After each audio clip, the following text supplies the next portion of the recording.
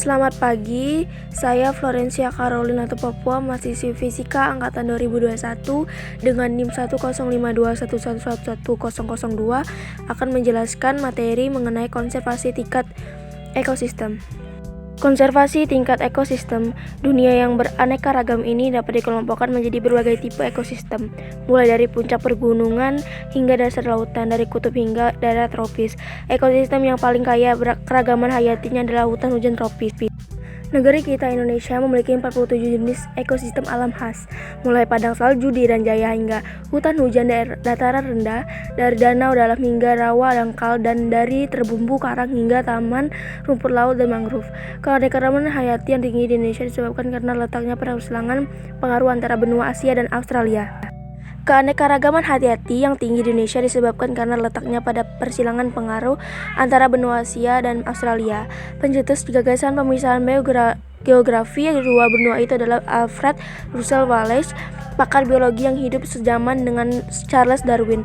Garis itu berawal dari sebuah selatan Pulau Mindanao, Filipina, menyusuri Selat Makassar, Selat Lombok, hingga ujung barat Australia.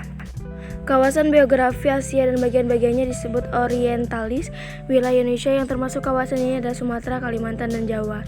Seluruh Pulau Irian, Australia, dan Tasmania termasuk kawasan Australis, sedangkan Sulawesi, Nusa Tenggara, dan Maluku peralihan antara keduanya. Ekosistem padang rumput. Padang rumput adalah kawasan yang didominasi oleh rumput dan spesies lain sejenisnya dengan beberapa pohon, kurang dari 10-15 pohon, atau akibat kekeringan yang periodik. Mereka dikenal dengan berbagai nama di berbagai belahan dunia: sawana di Afrika, regalen di Australia, steppe di Eurasparriere di Amerika Utara, Charaudos di Amerika Selatan.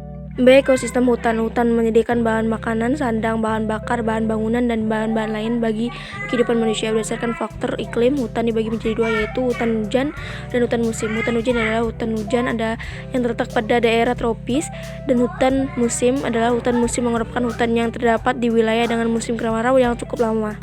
Ekosistem lahan basah. Lahan basah mencakup berbagai jenis habitat dan komunitas yang sangat dipengaruhi oleh kehadiran perairan di sekitarnya. Lahan basah di Indonesia mencapai 4,34% dari luas daratan lahan basah.